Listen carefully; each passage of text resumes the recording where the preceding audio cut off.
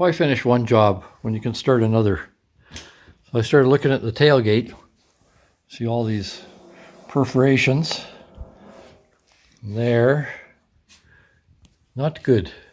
We got some spot welds that broke away there. But this is the tailgate I've got, so it's got to get fixed. I'm not paying the multi-hundreds for a different one that probably is just as rusty. So you can see all these little rust spots here.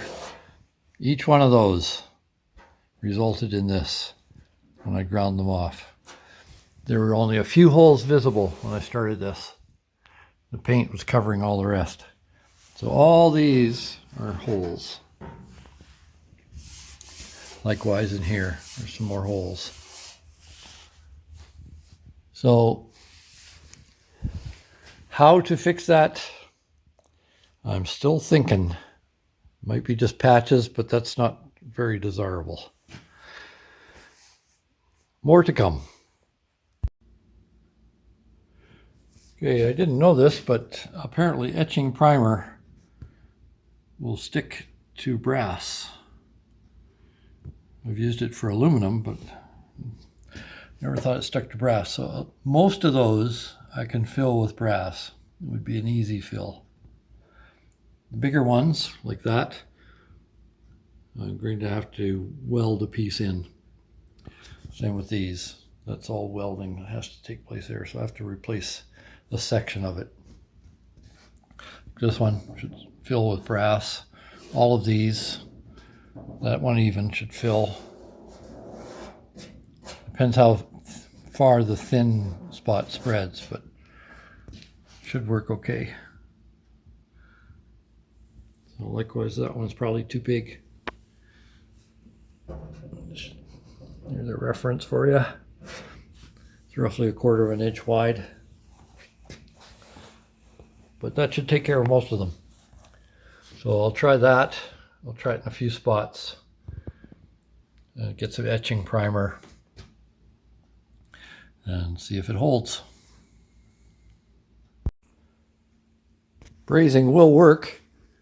It's done up here. It's not high there, maybe a little bit, but mostly it's dipped right there. This one is good. This one is good. And here. And then the etching primer.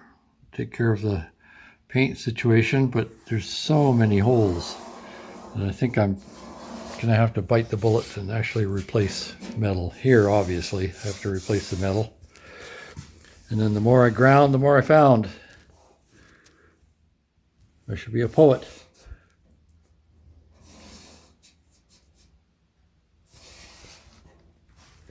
And then through here, found a few more.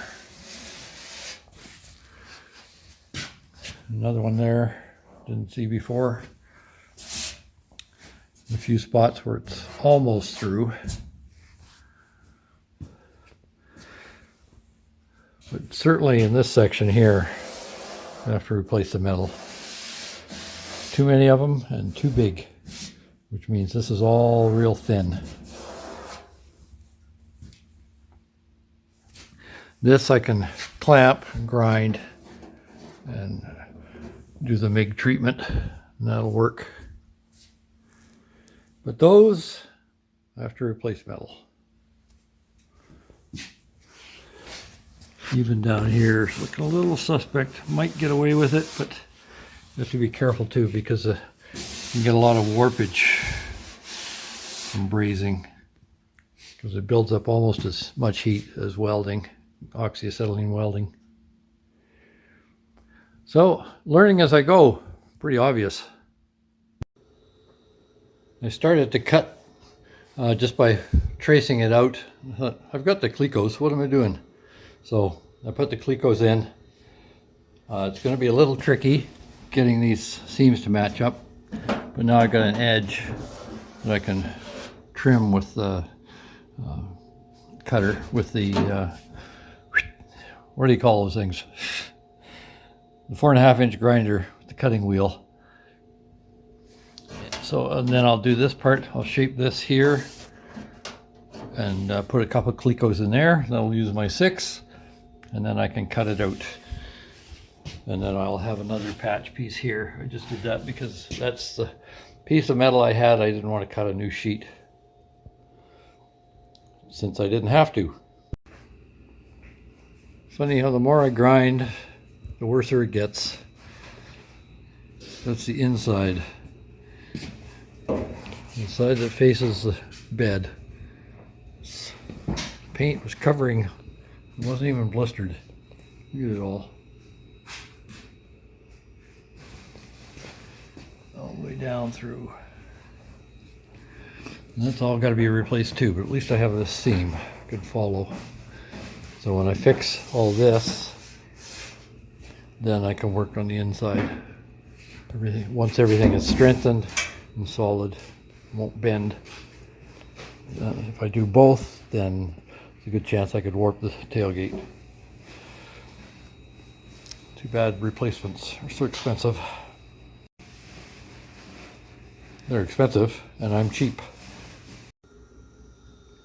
Okay, tacked in place. Lines seem to match. I'll know more when I grind it a bit, but it looks like it's okay. There'll be some fill after, obviously, but nothing appears to be warped so far. Then I've got this to deal with, and this to deal with, and here, and there, and at the ends as well. Mostly down at the bottom, where it's broken free. And then I can work on the inside, where it's more like sieve cloth.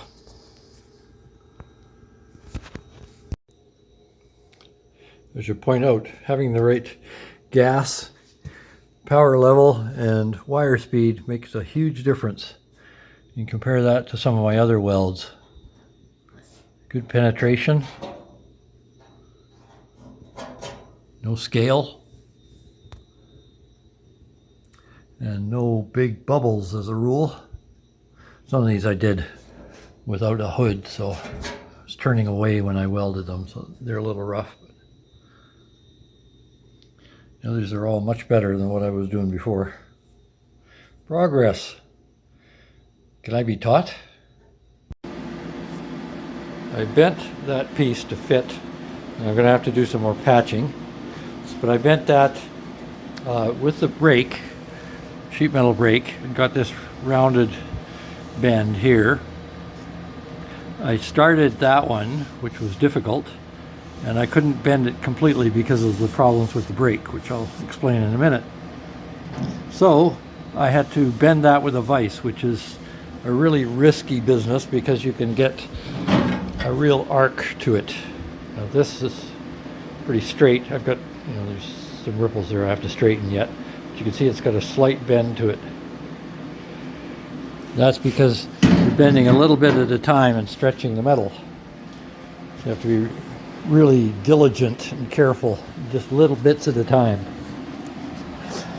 So the sheet metal brake, which I made a number of episodes ago, so I had to modify all this. Previously I had the hinges in here so that the arc was such that it was bending down first, and then it would push against small pieces of metal. So if I tried to bend like an inch, it would push it back that way, and then it wouldn't work, and there was nothing I could do about it.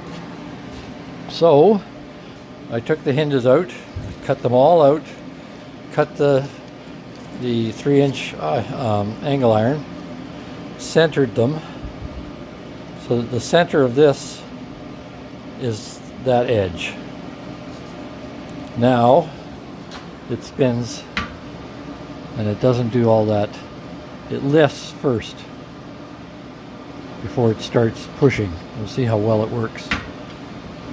Might be that it's got to go a little higher first. Just so then I will cut a notch. I'll cut some of these sliders out. So I've just tacked it in place now. I obviously have to grind everything and pretty it up, but I would cut this so that it could rise up more. But I'll try it first. So there it is. See how it goes. So, and I couldn't have done that. Well, I did a much better job with it with the DC mod to the buzz box. So I'm running a, well, it says it's 100 amps, but the DC it's going to be higher than that. So 100 amps AC, 100 amps DC has more power. So clean this all up. I did this with the bench grinder to cut off the old, well, I cut the welds and then I ground them off with the bench grinder. So let's see how that works. I'm not moving them again, but I might have to modify these brackets. See how it goes.